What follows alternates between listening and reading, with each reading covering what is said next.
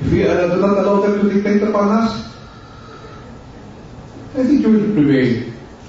You know, politicians, vested interests will always try to take advantage of, of being open, sometimes being open of some members of the media.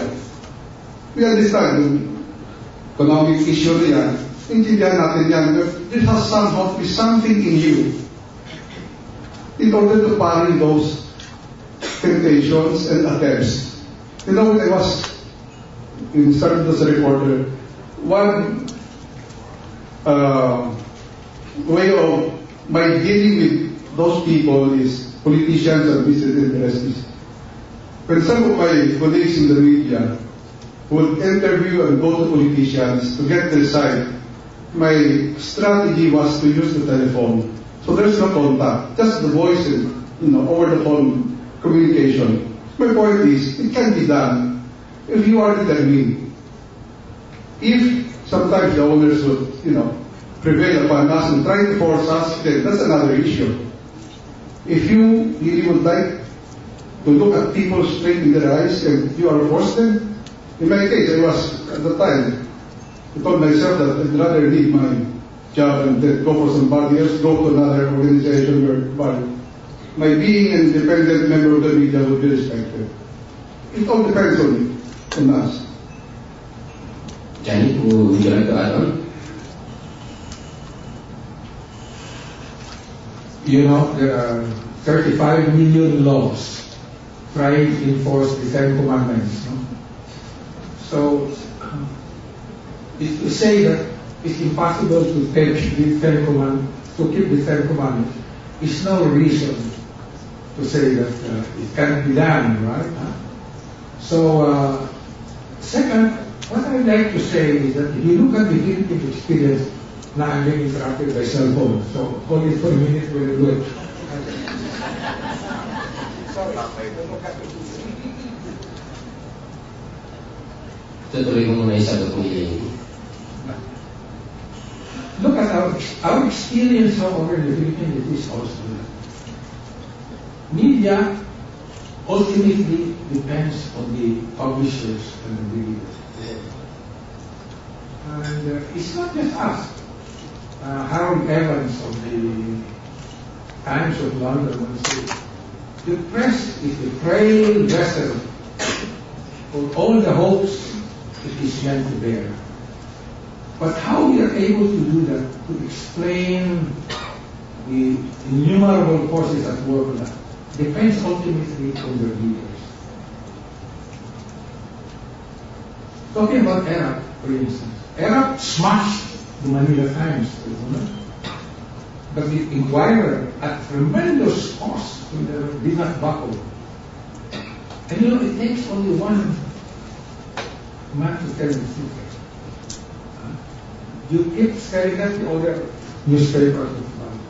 If you move back under Marcos smashed the Manila Times and allowed the Times Journal, Daily Express to follow. But after a time, yes, admit that the credibility of those controlled newspapers to follow. So there is hope simply in the dynamics of truth. It will come out. And that is what we as journalists are dealing with. Now, let me give a personal... my generation is dying out. So, the next generation, that's you, especially the young people, the decision whether you're going to be bearers of truth or just play along is no longer ours. This is you guys. So, we hope you will share the role of kalapating and of mababang people.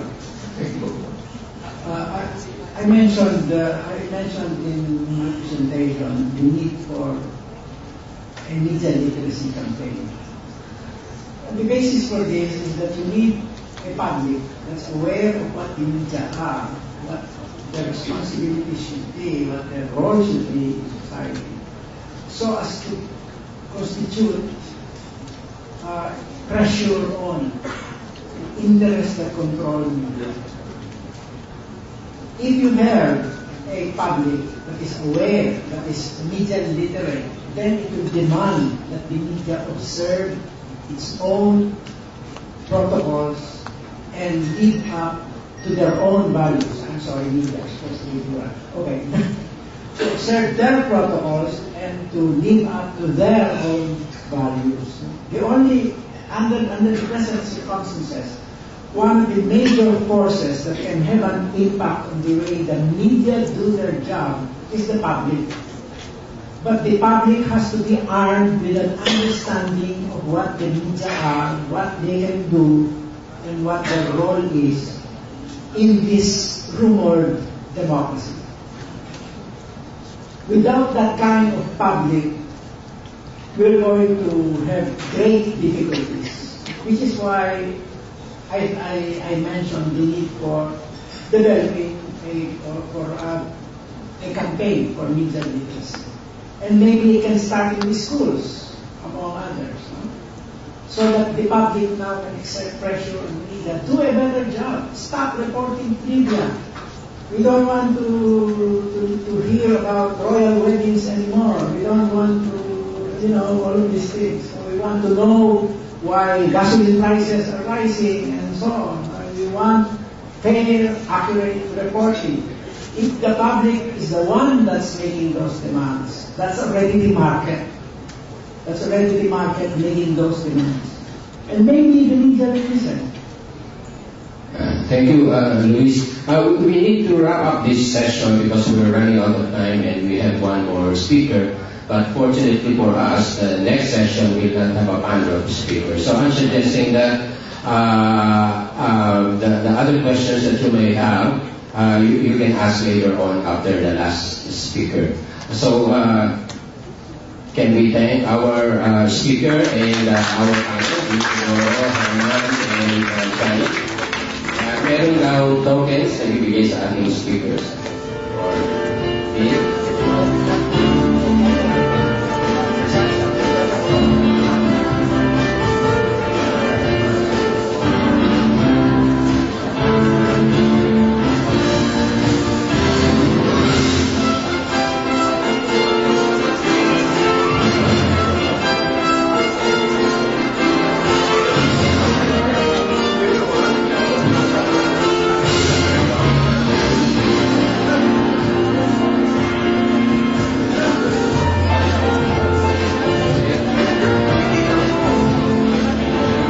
Okay, maraming salamat.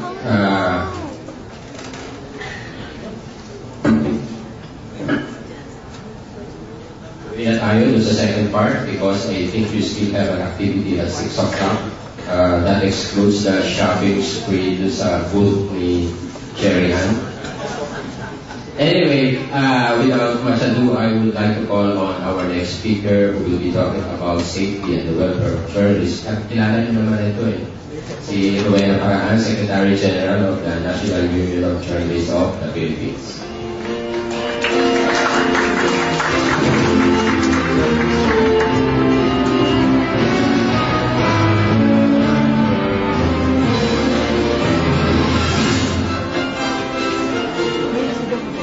Magandang hapon sa inyo lahat. Okay pa kayo? Nakakain kayo ng chicken sandwich? Meron na akong questions dito.